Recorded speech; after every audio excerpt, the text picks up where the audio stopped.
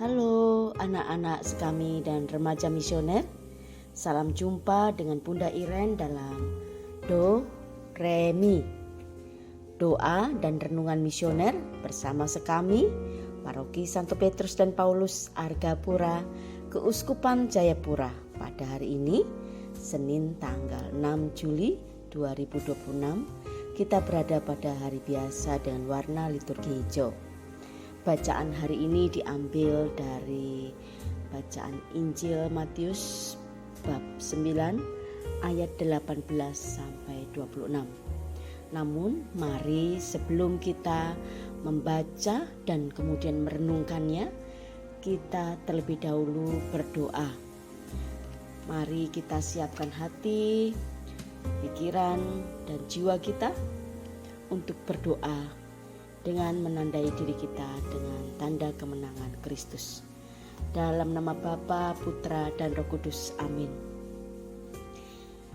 Tuhan Yesus Kristus, sahabat anak-anak dan remaja, kami bersyukur atas cinta kasih-Mu yang selalu nyata kepada kami, kelembutan-Mu yang selalu mengundang anak-anak untuk datang kepadamu. Pagi hari ini kami memiliki kesempatan untuk berkumpul bersama dalam persekutuan sekami dan remaja misioner.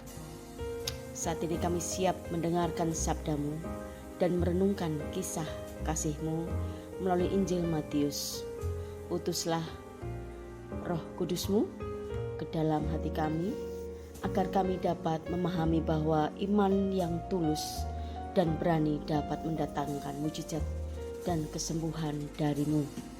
Bantulah kami menjadi anak-anak dan remaja yang penuh sukacita, yang selalu rindu untuk datang dan menjabah jubah-Mu melalui doa dan perbuatan baik kami. Bukalah pikiran dan hati kami agar firman-Mu hari ini menjadi pelita bagi hidup kami sehari-hari. Demi Kristus Tuhan dan pengantara kami yang hidup dan berkuasa, kini dan sepanjang masa. Amin. Demi nama Bapa, Putra, dan Roh Kudus. Amin. Inilah Injil suci menurut Matius. Dimuliakanlah Tuhan. Matius pasal 9 ayat 18 sampai 26. Sementara Yesus berbicara demikian kepada mereka, datanglah seorang kepala rumah ibadat lalu menyembah Dia dan berkata, "Anakku perempuan baru saja meninggal, tetapi datanglah dan letakkanlah tanganmu atasnya, maka ia akan hidup." Lalu Yesus pun bangunlah dan mengikuti orang itu bersama-sama dengan murid-muridnya. Dan pada waktu itu, seorang perempuan yang sudah 12 tahun lamanya menderita pendarahan maju mendekati Yesus dari belakang dan menjamah jubahnya, karena katanya dalam hatinya, "Asal kujamah saja jubahnya, aku akan sembuh." Tetapi Yesus berpaling dan memandang dia serta berkata, "Teguhkanlah hatimu, hai anakku, imanmu telah menyelamatkan engkau." Maka sejak saat itu sembuhlah perempuan itu. Ketika Yesus di rumah kepala rumah ibadat itu dan melihat peniup-peniup seruling dan orang banyak ribut, berkatalah ia, "Pergilah, karena anak ini tidak mati tetapi tidur." Tetapi mereka menertawakan dia. Setelah orang banyak itu diusir, Yesus masuk dan memegang tangan anak itu. Lalu bangkitlah anak itu. Maka tersiarlah kabar tentang hal itu ke seluruh daerah itu. Demikianlah sabda Tuhan. Terpujilah Kristus. Sekami dan remaja misioner, pada hari ini tadi kita mendengarkan kisah dari Matius bab 9 ayat 18 sampai 26 yang menampilkan dua mujizat sekaligus. Mujizat kepada anak dari seorang kepala rumah ibadat yang mohon anaknya untuk dibangkitkan, dan mujizat kepada perempuan yang mengalami pendarahan selama 12 tahun. Kedua kisah ini menyoroti mengenai keteguhan iman dan mencari secara nyata, tindakan yang nyata untuk mencari Tuhan. Datang langsung kepada Tuhan. Perempuan yang mengalami pendarahan selama 12 tahun ini dalam kisah yang lain yang dinyatakan oleh Markus, ia disebut telah berulang-ulang diobati oleh berbagai tabib sehingga telah dihabiskan semua yang ada padanya. Namun sama sekali tidak ada kesembuhan, malah sebaliknya keadaannya makin memburuk. Dan perempuan yang mengalami pendarahan di luar masa haidnya dalam Imamat disebut najis. Imamat 15 ayat 25 sampai 27 mengatakan siapapun atau benda apapun yang ia sentuh akan menjadi najis. Akibatnya ia harus mengasingkan diri, tidak boleh menyentuh keluarganya dan dijauhi masyarakat. Tentu implikasi dampak dari pengasingan tersebut, ia kemudian terisolasi secara sosial dan spiritual. Ia dilarang keras untuk masuk ke bait Allah atau rumah ibadat selama 12 tahun. Ia dikucilkan dari komunitas iman dan sosialnya dan tidak bisa beribadah bersama-sama umat yang lain. Selain ia sendiri juga mengalami penderitaan fisik dan kronis, juga mengalami penderitaan psikologis dan mental.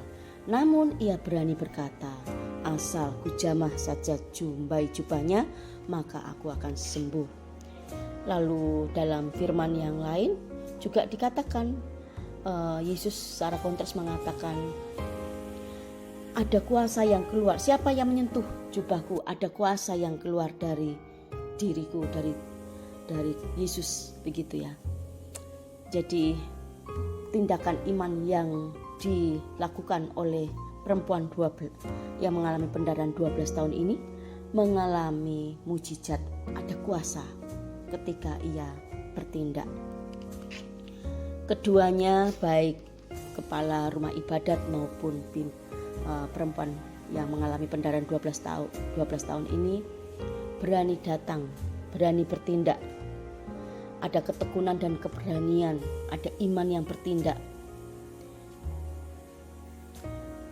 Dan Yesus pun memandang dan berpaling kepada perempuan tersebut. Teguhkanlah hatimu, hai anakku, imanmu telah menyelamatkan engkau. Maka sejak saat itu sembuhlah perempuan itu. Begitu juga anak perempuan yang meninggal tadi. Ungkapan ayahnya, anakku perempuan baru saja meninggal, tetapi datanglah dan letakkanlah tanganmu atasnya, maka ia akan hidup. Kisah ini menjadi contoh nyata dari definisi iman yang tertulis dalam Ibrani. Iman adalah dasar dari segala sesuatu yang kita harapkan dan bukti dari segala sesuatu yang tidak kita lihat. Ketika kita mengalihkan fokus kepada Yesus, ada perspektif ilahi yang sangat agung dalam perikop ini. Yesus sendiri memiliki kesediaan untuk diganggu dan mengikuti kita, bukan menuntut diikuti. Dan kuasanya melampaui hukum kenajisan. Kepekaannya terhadap iman yang tersembunyi sungguh nyata. Mungkin suara kita terlalu kecil, mungkin hanya suara dalam hati saja, kecil saja. Pernah dalam suatu masa ketika saya masih anak SMA, saya berdoa kecil sekali suaranya. Tuhan, aku tidak bisa bersuara, aku hanya bisa lirih menangis padamu. Berikanlah mujizatmu, kiranya aku bisa diterima di universitas negeri waktu itu. Dan dengan ketekunan melalui belajar dan doa secara tekun tiap hari, tiap pagi, mujizat itu nyata. Ya, Tuhan Yesus memiliki kepekaan terhadap iman yang tersembunyi. Mari kita mengucap syukur atas kasih Tuhan dalam hidup kita dan berani berdoa, berani beriman dengan teguh.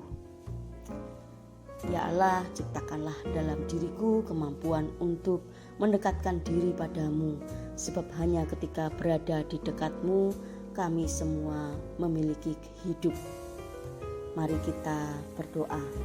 Mari kita menutup renungan di pagi hari ini dengan berdoa. Dalam nama Bapa, Putra, dan Roh Kudus. Amin.